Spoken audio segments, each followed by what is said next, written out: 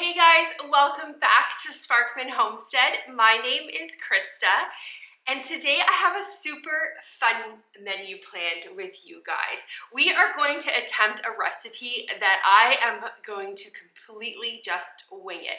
I am not using a set recipe for any of this, so I guess you could say that I am just kind of making this up as I go. I am super excited to experiment today. I was thinking, because I have a half gallon of my raw milk that I actually have to get used up. I go and pick my milk up every Wednesday, and today is Monday, the 23rd, so we are on day 23 of the pantry challenge. And so I have a little extra milk. So I wanted to attempt to make what's called a ricotta roll-up. That's what I'm calling it, at least. I guess it's kind of going to be like a lasagna roll-up in a way. I'm gonna make ricotta, then we're gonna make some pasta, and then we're going to lay the pasta out flat, like we're gonna make it into strips. Then we're gonna put some ground beef, some marinara, some ricotta cheese, and some mozzarella cheese, and then we're gonna roll it up. We're gonna bake it in the oven, and we're gonna put some marinara sauce over top of it. So I'm super excited to try to do that. But also today, I am finally making some sourdough bagels with you guys. Last night, I recorded the beginning part of how to make the bagels. Because it is a sourdough, it needed to ferment overnight. So I recorded everything for you yesterday, and then today we're just going to continue on with the second part of it, which is the baking part of it, which is the fun part of it. So I will insert that clip right now, kind of showing you guys the actual recipe itself, and I will put it in right now. Okay, we need to get the starter out of the fridge. That is what it looks like. I haven't fed it in probably 3 days. So we will put it on the counter. I am just going to let it sit there for probably an hour just to kind of come to room temperature, and then I will get this guy fed. Now we are going to get our starter fed. It has been sitting, it's still a little bit cool, but that's okay. We will get it fed anyways. I can save it to make like a recipe like crackers or something, but I am going to get rid of a little bit of this discard. I actually didn't get rid of very much because I do need quite a bit, because tomorrow we are making bagels and we are making a loaf of bread. So I do need quite a bit of discard, or I need quite a bit of starter. So if you are new to sourdough and you're just learning your starter, I would strongly recommend using a kitchen scale for this. A digital one works great, so you can pick them up pretty cheap at Walmart. Because I have been making sourdough for a while, I kind of know what texture and which consistency I like my starter to be at, what is good feeding. So I am going to add just a couple tablespoons, like heaping tablespoons of flour to this. I feed my starter with a White Lily unbleached bread flour. I am trying to transition off of the White Lily because it is very expensive now. It has gone up almost $1. And then I am going to add some filtered water, and at this point I'm just kind of eyeballing it, and I will show you the texture when I'm done feeding it. And I like a little bit of a thicker starter. I find that it works best for my home environment. And that's the other thing you have to remember. Everybody's house is different. Everybody's house has a different humidity. It has a different temperature. There's different geese in the air. So nobody's starter is going to be the exact same. So you may have a very runny starter and it may work perfect for you. This is just what I have found works the best for me. I'm gonna have to add a little more water, not very much though. So I found that this is the texture that, or the consistency that works best for me. And sourdough is 100% a trial and error. I was making it probably, I would say, a good year and a bit before I finally got it on point, like where I needed it to be. It takes so much practice to make it, but it is so worth it. I absolutely love the taste of baked goods with it. Okay, so I don't know if you can see if I can pull some out to show you guys. This is kind of the consistency that I have it at. It's nice and it's thick, but it's still like runny. Okay, and then I am going to put a elastic band around the bottom, and I just use this as kind of like a marker so I know how much it's risen, and it kind of gives me a rough idea on when I need to use it. I typically like to use my starter once it has risen all the way and then it starts to drop. Then I like to use it because it's good and sour by then. And we are fans of a more sour tasting bread, like a more fermented tasting. So I am gonna just put a cover over top of it. I just use this mesh stuff. Got it on Amazon and it's made for dehydrating stuff. So I'm just gonna put this on top, and the only reason I do this is just to keep gnats or flies or whatever maybe. It keeps it out of it, but yet it still lets it breathe and get all the yeast. So I'm gonna go and put this on my stove top now, and then we will come back and check it. And then once it is where we like it, again, once it's risen and then dropped again, then we will get our bagel batter started, and then I'm also gonna make a loaf of bread for tomorrow.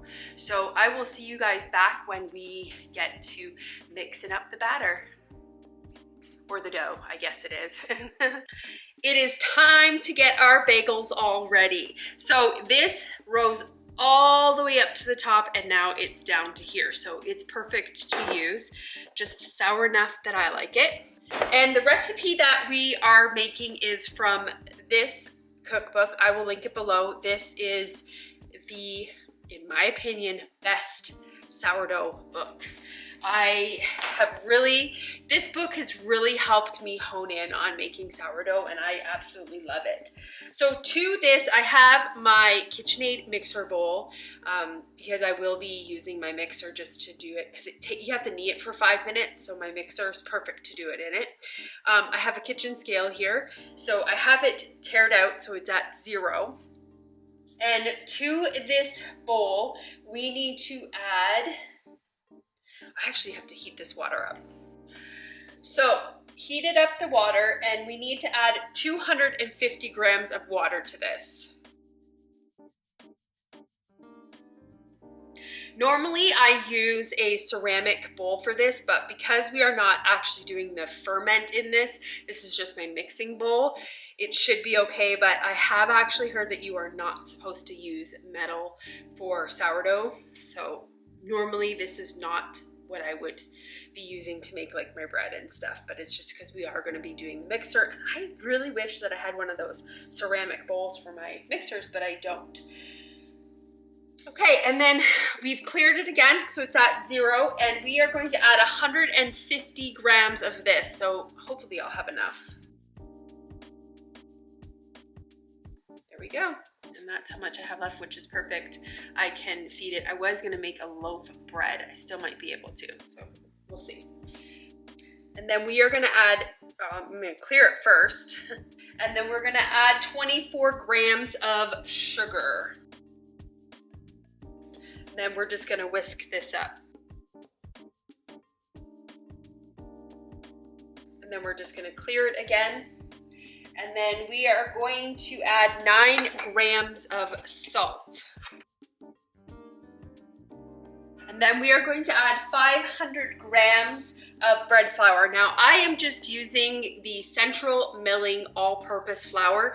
This is the best flour for making sourdough that I have found. I get it from Azure Standard. Again, I can leave the link below for you guys, but this stuff works amazing for my sourdough. And it is just, it's labeled an all-purpose, but I think it has a higher gluten or it's a little bit better than an all-purpose. So we're gonna add 500 grams to here.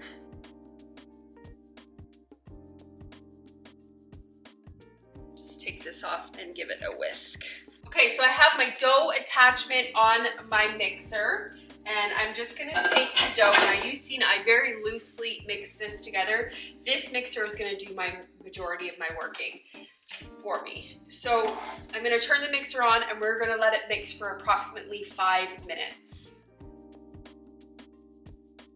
I'm just gonna do a quick thing here because it's not picking up all the flour on the bottom. I'm just gonna try to get some of the flour incorporated here. Okay, and we'll set the timer for 5 minutes. Okay, so 5 minutes is done. The dough is beautiful. Now this dough is not like your typical sourdough bread. It is, you can see by the texture, it's not sticky. It doesn't stick to my hands. It's a nice, smooth dough. So all we're gonna do is just put it in this bowl. We're gonna cover it with a wet tea towel and we're gonna leave it for 45 minutes. After 45 minutes, we are going to come back and we are just going to shape it and then we are going to let it ferment for 8 to 10 hours. This is perfect. I just leave it on my counter and in the morning we will come back and make the bagels with it. I also wanted to show you guys, I was able to get a batch of just sourdough bread made with that starter, and there's like, I don't know if you can see it, there's hardly any starter left in here, and that is perfect. This is all the starter I need to activate a whole nother batch of starter. You really don't need much. If it is a good active, you can see how bubbly that is. If it is good and active, you literally just need a tablespoon of it. So I'm gonna get that fed so I can get that growing again. Okay, it's been 45 minutes, so this is the dough. I'm just gonna take the dough and I'm just going to just shape it. You see how smooth that dough is? It's such a beautiful dough. So I am just going to shape it into a nice ball. There we go. Leave it like that, literally for 10 hours. And then in the morning, we get the bagels finished. Super easy. I'm just gonna do a quick stretch and fold on my other dough. This one I do have to come back and do, I think 3 more of these, but this one you just do one shaping and that's it. I don't know if you can see the difference in the type of dough. Like this is a bread dough and it's completely different. Okay, so we are on the second part now of making these bagels. And what we have to do right now is we have to take the batter. I'll show you guys how it puffed up. So that is it. It definitely rose a lot, which is awesome. I didn't think it was gonna rise a lot because it is so hot in the house. So we need to get this out and we need to get 8 balls formed out of this dough. So we're going to put it onto the counter. I'm not putting any type of flour on the counter because I feel I don't get a good roll when there's flour on it. The other thing I have here is I have my cookie sheet and I have it lined with a silicone mat. Okay, so we're gonna get this dough out. I want to show you guys something, and it is perfectly fine. It has happened to me in the past, and I think it's because the house is a little bit hot right now. I think Steven has turned the heat up a little bit. So sometimes if your towel that you have covering it, like this, you have it covering it and it dries out, you can get like kind of like a dry coating over top of your bagel. And it's almost like you can kind of peel it off. I've had this happen before, and I just fold it in. It's not a make it or break it situation. It's unfortunate when it does happen, but it's fine. So what I'm doing is I am just kind of taking the dough and I am flattening the dough into a rectangle shape, well, kind of a rectangle shape, and I'm gonna divide this into 8 equal parts. If you really wanna get technical, it says here divided into 115 grams or 4-ounce pieces. I just kind of eyeball it. And these do make somewhat small bagels, which it's fine. We don't like ginormous bagels anyways, so it's okay. If you do want bigger bagels, you could probably definitely shape this maybe into only 4 or 5 pieces. So now what we're gonna do is we're gonna take the little pieces and we're just going to make little balls with them. And you don't have to get too technical with this. And then you're gonna take the balls and then you're just gonna put them on the cookie sheet. kind of just taking dough from other ones because some of them are smaller than others. Okay, so we have all 8 of them rolled out, and all this we're gonna do is just leave this and we're gonna let it rest for 15 minutes. You just kind of have to let the glutens relax. And then what we're gonna do is after the 15 minutes, we're gonna come back and then we're gonna actually form our bagel pieces. It's been about 15 minutes since we've been letting these rest. So what we're going to do now is we are just going to form them into bagels, essentially.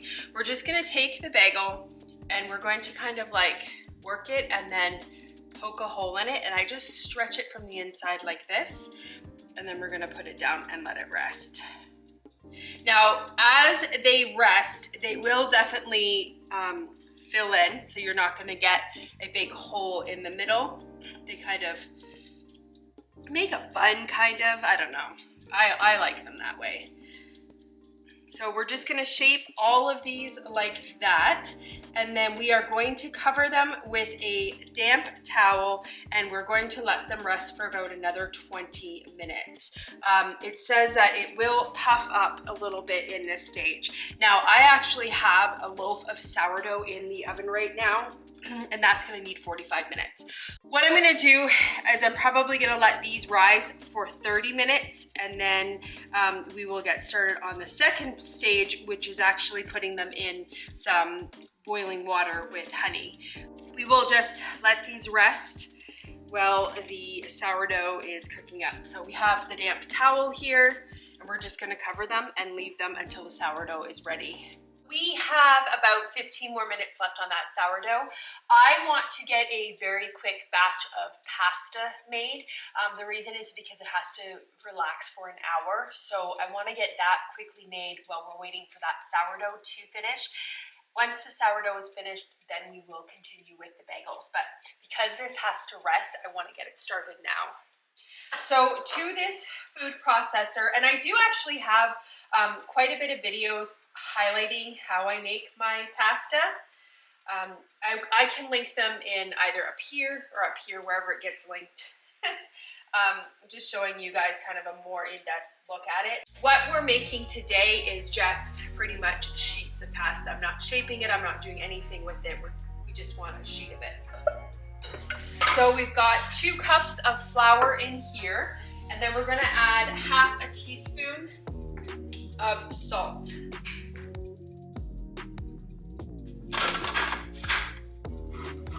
Just gonna turn it off for 2 seconds just to kind of aerate the flour a little bit. This is just an egg noodle recipe. Okay, and so to this we are gonna add 3 eggs. Okay, and we're gonna put the lid back on, and we are going to mix it until it kind of comes into a dough. And then if we need, we will add some water to this just to kind of form it into, if it's too floury, the water will just form it into a dough. It's coming together.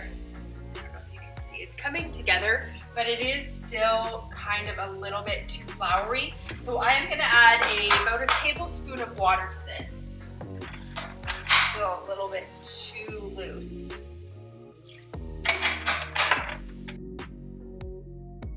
I think it's coming together now. So I cleaned my work surface, and I'm just going to empty this out onto the counter. I'm just gonna gather it into a ball, and then we're gonna knead it for about 4 minutes, 3 to 4 minutes, until we get a smooth dough. I actually added a little bit too much water, so I'm just gonna put some flour down, and that will help it.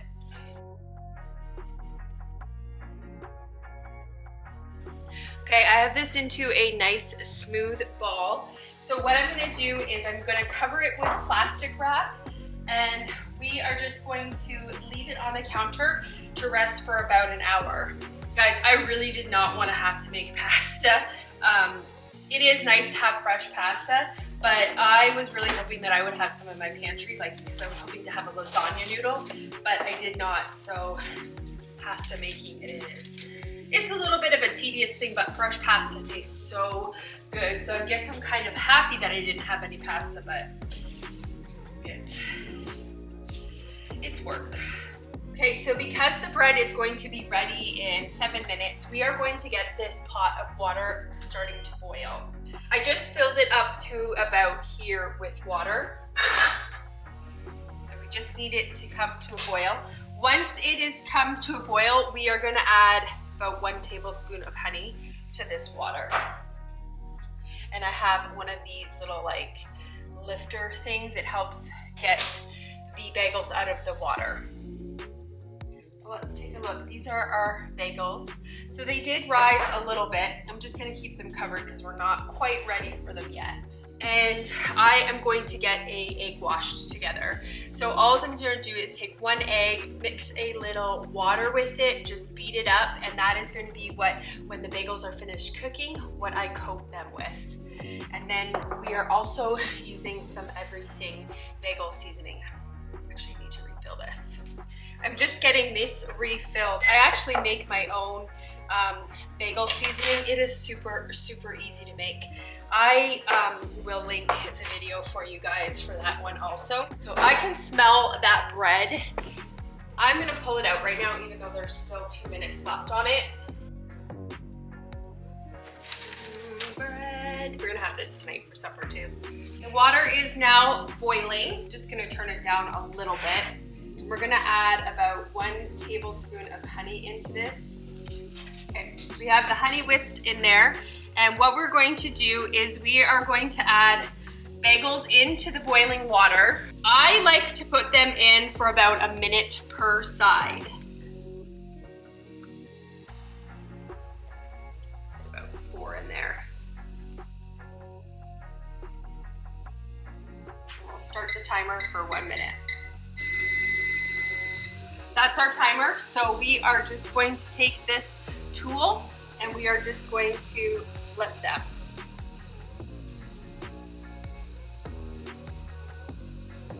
And then we'll set the timer again for another 1 minute. Again, timer went off. We're gonna just take these out and put them onto here. I'm just shaking off all the excess water. I don't want too much, and now I'm gonna put the other 4 into here.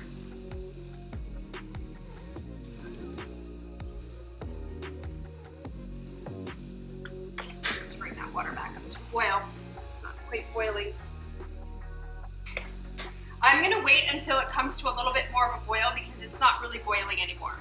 So what we're gonna do with these ones is we're gonna take our egg wash that we made. We're just gonna coat them. And then I just take our everything with bagel seasoning and put it onto the bagel. And again, Steven likes a lot of seasoning, so I tend to go really heavy with the seasoning. Okay, these are boiling now, so we'll start the 1 minute timer. We're actually gonna turn this down a little bit. I don't want them to boil over. Alrighty, so we did the flip at the 1 minute. I put them back in for flipped them for 1 minute. And so now we're gonna take them out and put them on the cookie sheet. Turn the burner off. And the oven is preheated at 425. Okay, and now we're gonna put the everything bagel seasoning on them. Okay, and these are gonna go into the oven for 25 minutes.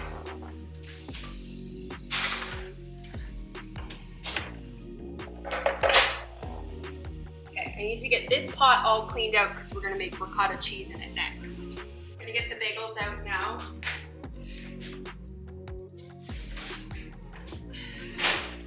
There we go, all done.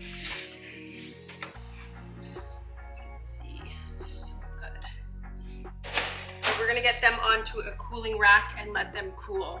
We are gonna get this ricotta started. I have a colander lined with some, it's just like it's called a flour sack. I got it at Walmart.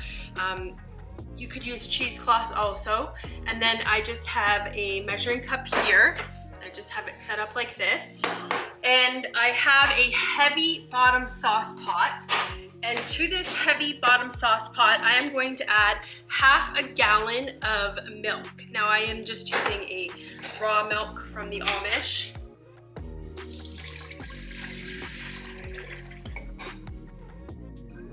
We're gonna add 1 teaspoon of salt to this also. And so we are going to turn it on to about a 6 or 8, like a medium high. And we are gonna heat this milk up until it comes to a boil. And we're gonna stir occasionally because we don't want it to like burn on the bottom of it because that would not taste good. So we're gonna do that. And then once it comes to a boil, we're gonna take it off the heat, and then we are gonna add 1/3 cup of lemon juice to it. And we're just gonna stir that in. And then what's gonna happen is it's gonna start to get all like curds. The curds are gonna separate from the wheys, and then we're just gonna leave it rest for 15 minutes. So we're gonna work on getting this heated up right now. Okay, so I have added, it came to a boil, I added the lemon juice, and now the curds are starting to separate away from it. I'm just gonna leave that sit there for about 10 to 15 minutes. And then when we come back, we will just strain it and we'll let it drain. It usually takes about an hour and a bit to drain. I do have a more in-depth kind of how to make ricotta cheese from scratch. If you actually go into my video playlist, I do have a cooking video playlist in there, and that is where you will find that video, and it is a more kind of a in-depth look on how to make that ricotta cheese. And then there's also a video again with how to make the pasta. I just don't want to sound overly repetitive with you guys. I'm just showing you how to kind of do the same thing over and over.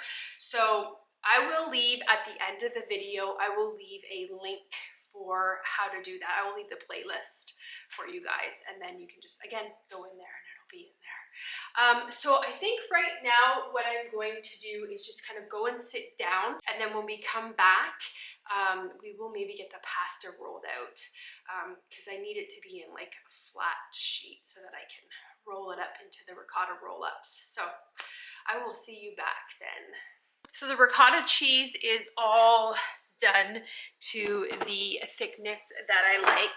So I am just going to get it put into this bowl. Guys, I had one of those bagels for lunch and it was delicious. It was nice and warm, and I put butter on it and it melted. Oh, so good. So you know what I want to do with you guys? I want to go outside and show you what my garden looks like right now. I also want to do this just so that I personally have documentation of what my garden looks like near the end of January. It also helps me with kind of planning things in the future. So I want to go outside and we'll take a look at my garden. The other thing that I want to do is this stuff all right here is whey. Normally you can use whey in cooking, like you could use it to make bread or something like that, but this whey actually has salt in it. So I can't use it the way that you would use most whey because I made this with salt. So I'm just gonna give this to the chickens. This is excellent protein for them, and that'll be great because I think I actually have a couple girls that decided to molt again. So I am gonna give them some of this stuff. Okay, and then I'm also gonna put this into the fridge. But this is what the ricotta turns out like. If you don't want it as thick as this, you see this is pretty thick. If you don't want it as thick as this, you can stop straining it at a certain point, but I do want it nice and thick cheese-like for the recipe that we're making today. So the sun has decided to come out for about 2 seconds. So I am literally just trying to get in the 2 seconds of it that I can. I want to show you guys something. This is called muddy season. This is my path to get to my chickens. So I have to like strategically try to find a path. Like, look at how deep that mud is. It's horrible. I hate mud season. So I just gave the chickens the whey, but I am gonna go in and see if they have any eggs. I already brought my egg basket out. So let's check and see if there is any eggs in here. We have a couple of eggs. There's this one chicken. I don't know if you can see it down there. She likes to lay not in the nesting box. drives me insane. I actually already came out this morning and collected some eggs, so there's not very many in here. Just 3 right now, but drives me crazy. She lays on the floor. I actually probably have to come in here and give them a little bit more straw. Well, that's them. I just gave them some way. Their coop is really, really muddy. I actually tried to lay straw down, like hay, to see if it would help absorb some of the mud, which it did a little bit. This is our back garden right here. It is, I think it's 25 by 75. We are actually planning on expanding it out to here, but we're not gonna do raised beds, or we're not gonna do in ground. And if you can see, all of that is all sitting water. We have an extremely high water table in our backyard. So what we're planning on doing is, we have all of the in-ground here, which is amazing for my like melons and pumpkins and stuff like that. But it gets such gorgeous full set back here. I'm actually planning on putting all raised beds right here. We're gonna do 2 rows and probably about 6, 8 raised beds back here. So we're just kind of in the process of getting some resources to make them, because we are not wanting to make them expensive. We're trying to use what we have, and we have some good 4x4 posts, so we're just going to cut them, and then we actually have some siding that we are going to use, and that is kind of a project that we're gonna putter with. I'm not thinking that it's going to be done by this growing season, but it should be done hopefully by next growing season. That's my hope. So let's check out this other garden. Okay, so this is what it looks like in January. It looks dead. These are a whole bunch of perennials that will come back. It's all dead. I really want to get some of this soil covered up though, because I don't want weeds to grow in it.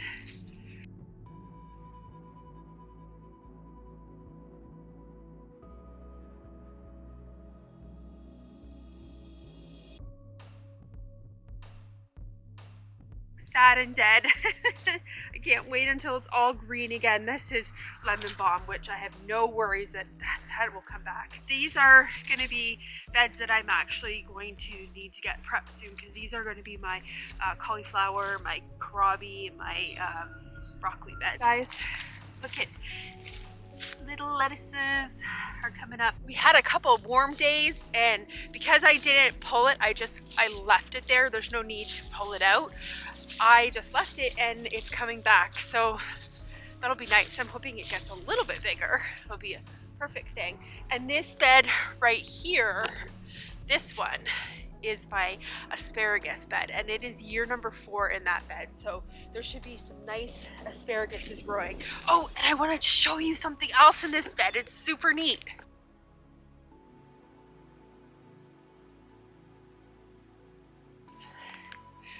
You can see it. I'm trying to pull it out. Look at that. They are growing like that. Isn't that so cute? They're not going to do too much because I planted them way too close together, but still got a little couple of baby carrots, and that's the greenhouse that will be in business very soon. I start all my seeds inside under grow lights. I really don't use that greenhouse until about March, so it is really cold out here, so I'm going to actually head inside. But also, look at my thyme. It is still like growing like crazy in the dead of winter. I love thyme. It is such a good plant here, but everything else is pretty much toast. That's sage right there. That is done. It got too cold for that. And that is some parsley, that green stuff. But this is the storm shelter, is where I put all of my herbs. And then that's a lavender plant right there also. So it's fun to watch as it gets warmer. All of the little green things start to pop up and to grow. But let's go inside because it's cold. I am wanting to kind of get supper pre-made just so that it's kind of done and out of the way. So I think we're gonna get it ready now. It's only 1 o'clock. So I am gonna brown up some ground beef. I'm just gonna do, I think I have 1 pound that's defrosted. Yeah, I have 1 pound of ground beef here. I'm just gonna get it brown. I'm gonna preheat the oven to probably about 400. And then I just have a 11 by 7 by 1.5 Pyrex casserole dish. This is what we're gonna put our stuff in. I am going to be using a jar of our homemade pasta sauce. So I have that out. We cooked the ground beef and I am just draining it right now because it is such a fatty beef. Got all of it drained. We're just gonna add it to a bigger bowl and then we're gonna top it with some of this pasta sauce. This is just a quart of pasta sauce that we made. Okay guys, I think I made a mistake. Because I'm not following a recipe, I'm just kind of doing this on what I think I would like. I added my whole jar of pasta sauce to my ground beef. And I only wanted to add half of it to the ground beef, and then I wanted to save the other half to cover the top of the noodles. So I guess what we're gonna have to do is just save some of this ground beef mixture, and that's what we'll put on the top. So it's not gonna be a complete loss, but I was really hoping to save some of it. The other thing that I also did was I grated up some mozzarella cheese. We're probably not gonna use all of this, but I just wanted to get whatever we don't use can just go in the fridge for another meal. So pasta is now rested for at least a couple hours. So we're gonna get it rolled out and then we can get everything assembled. I'm not exactly sure how many sheets of pasta we're gonna need for this. So I guess I'll just start out by making at least a couple of them.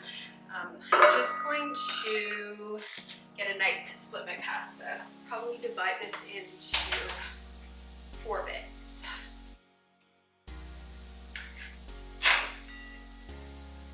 I just like to flatten my pasta out like this and add a really good amount of flour to it so it does not stick in the machine. I'm just using this Imperia. It says it's made in Italy. I can link it for you guys. I absolutely love this pasta roller. So I'm just making sure that it is set on number 1 because that will be the thickest one. And we'll just roll it. And we will change it to 2. And then I'm gonna add more flour to this. This is definitely a very messy thing to make. I'm usually vacuuming the floor or sweeping quite a bit after. Okay, and then we're just gonna keep doing this until we get all the way to level 6, or not level 6, the size 6.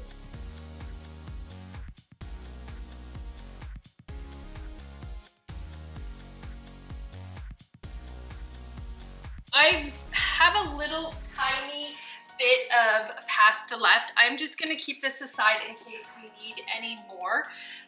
So what I'm gonna do is just put a little bit of this sauce on the bottom of this casserole dish. That should be good. Just enough to coat the bottom and get it like some moisture on the bottom.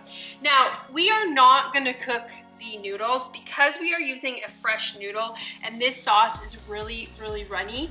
We're just going to leave them raw and then hope the sauce will cook it. I've done them before raw, like a lasagna noodle, and it's come out perfect. So we'll do it that way. I am going to take this ricotta cheese, all of it, just kind of get like crumbly. I'm gonna take some mozzarella cheese, kind of just making like lasagna filling essentially. And then I am going to take about half of this sauce and just mix it in. It's an experiment. Maybe a little less than half.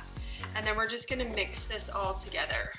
This would also be super yummy if you had kale or you had spinach. It would be really, really yummy inside of it. You could probably even use like a shredded zucchini, which I have some, but it's not defrosted. I am going to add a little bit of basil to this. This is just some basil from my garden. I'm just gonna add a little bit of it in here.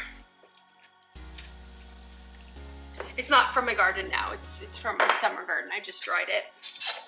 Now we're gonna take a piece of our like rolled out pasta, and then we're gonna just do this with it. Again, we're just going with it. No recipe. And then we're just gonna roll it up like this. And then once it's rolled up, we'll just put it in the dish like that. Let's get these all rolled up. Thinking that one had too much filling.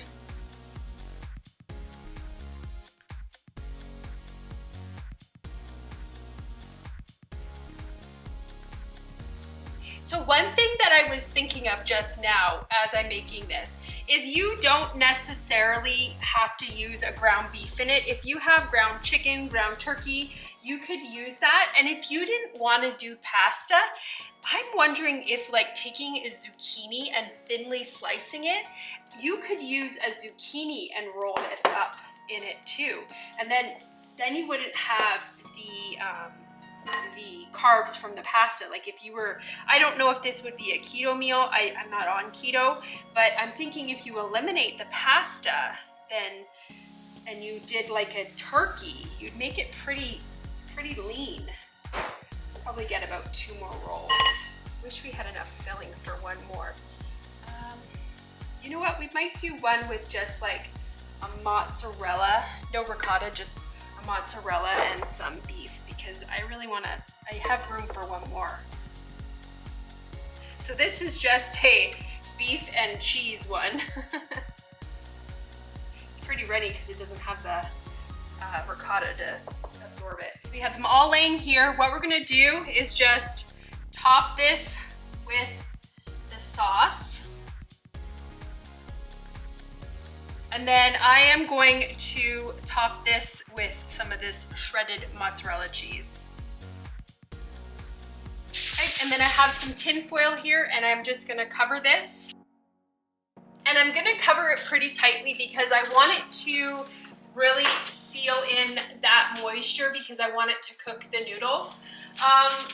Let's put this in for 30 minutes and then we'll check it. And then I'm thinking like the last maybe 10 minutes. So we'll go 30 minutes, we'll pull it out, we'll check it, and then maybe we'll put it back in for another 10 minutes just so that it can cook some of the moisture off and kind of crisp up that cheese.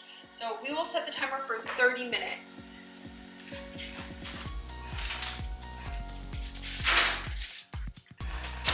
And I'm actually gonna turn the oven down. I have it at 400. I think I'm gonna do 375 because I feel more comfortable about that amount, that temperature. Our 30 minutes is up, so we are gonna check them and see what they look like. I'm hoping we didn't make a mistake by turning the oven down.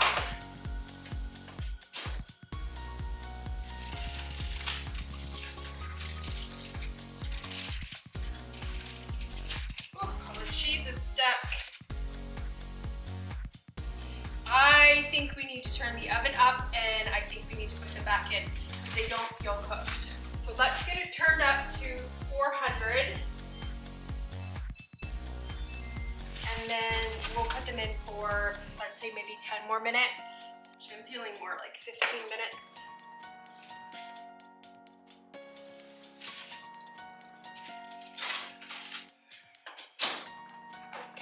15 more minutes. Now I smell something burning. Yeah, it bubbled over. So we need to get this out and get this lid off. It is bubbling over. Okay, because it's bubbling over, I'm getting a cookie sheet because I still want to cook the top of this. I'm gonna put it back in on a cookie sheet, and we'll go for 10 minutes just so that I can get this top nice and brown and get some of this liquid like kind of evaporated off of it.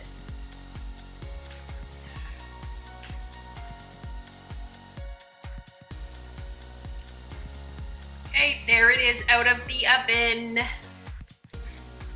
Looks like it absorbed a lot of the liquid, which is nice. We are just going to let that rest now until it is supper time. It's 3 o'clock and we are done supper. That is a huge win for me.